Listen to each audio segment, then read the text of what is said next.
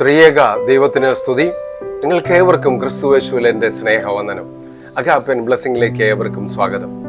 നല്ല രീതിയിൽ ജീവിക്കുവാനും നമ്മുടേതായ ലക്ഷ്യങ്ങളിലേക്ക് മുന്നേറാനും ശ്രമിക്കുമ്പോൾ ചുറ്റുമുള്ളവർ നമ്മെ ഒറ്റപ്പെടുത്തുകയും വിമർശിക്കുകയും ചെയ്യാറില്ലേ?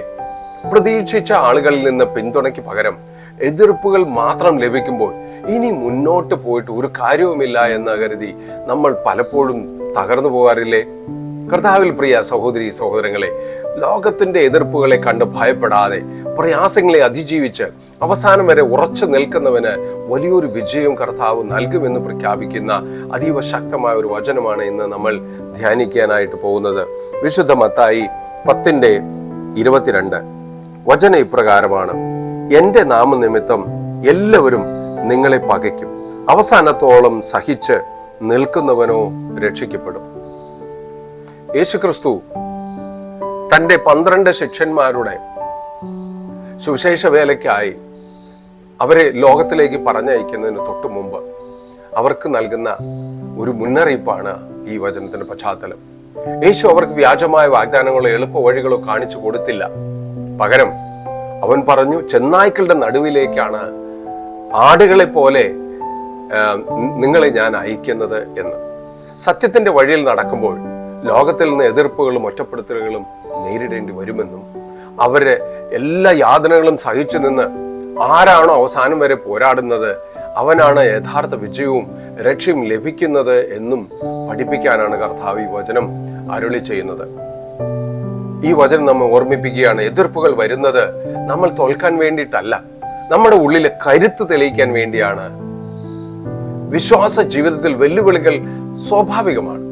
യേശു തന്റെ ശിഷ്യന്മാരോട് നിങ്ങൾക്ക് പ്രശ്നങ്ങളൊന്നും ഉണ്ടാകില്ല എന്ന് പറഞ്ഞല്ല അയച്ചത്, മറിച്ച് എന്റെ നാമനിമിത്തം നിങ്ങൾ എതിർപ്പുകൾ നേരിടും എന്ന് തുറന്നു പറഞ്ഞു. ഒരു ക്രിസ്ത്യാനിയുടെ ജീവിതത്തിൽ പരീക്ഷണങ്ങളും വിമർശനങ്ങളും തെറ്റിദ്ധാരണകളും ഒക്കെ ഉണ്ടാകാം. ഈ ലോകം തന്നെ നമ്മെ മാറ്റി നിർത്താം. എന്നാൽ അത് ദൈവം നമ്മെ ഉപേക്ഷിച്ചതിന്റെ അടയാളമല്ല, അത് വിശ്വാസ യാത്രയുടെ ഒരു ഭാഗമാണ്. സഹിച്ചു നിൽക്കുന്നവരാണ് വിജയിക്കുന്നത്. കർത്താവ് പറഞ്ഞു, അവസാനം വരെ സഹിച്ചു നിൽക്കുന്നവൻ രക്ഷിക്കപ്പെടും.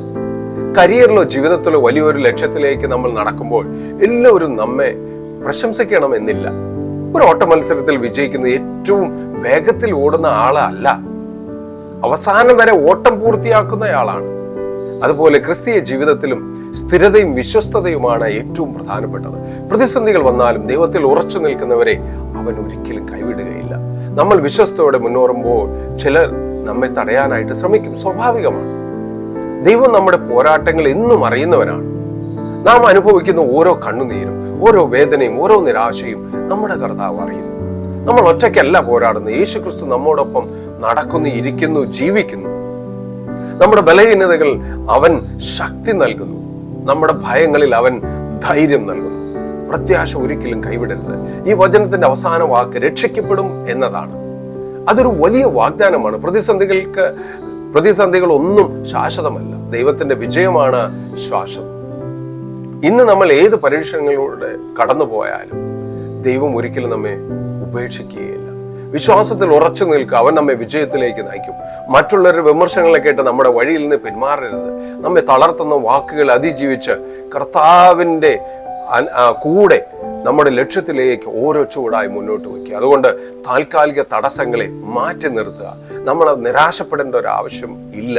അവസാനം വരെ സഹിച്ചു നിൽക്കാം. കർത്താവ് നമ്മെ കൈക്കൊള്ളും.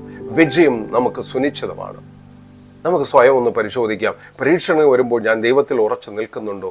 വിമർശനങ്ങളെക്കാൾ ദൈവത്തിന്റെ വാഗ്ദാനങ്ങളിൽ ഞാൻ ഉറപ്പായും വിശ്വസിക്കുന്നുണ്ടോ? അവസാനം വരെ വിശ്വസ്തനായി ജീവിക്കാൻ ഞാൻ തയ്യാറാണോ? ഇത് പ്രതിസന്ധികളിൽ തളരുന്ന ഒരു ഹൃദയത്തിനും പ്രത്യാശയുടെ വചനമാണ്. കർത്താവ് നമ്മുടെ വിശ്വാസത്തെ ശക്തിപ്പെടുത്തുകയും എല്ലാ പരീക്ഷണങ്ങളെയും അതിജീവിക്കാൻ ആത്മീയ ധൈര്യം എല്ലാവർക്കും നൽകുകയും ചെയ്യട്ടെ. ആമേൻ.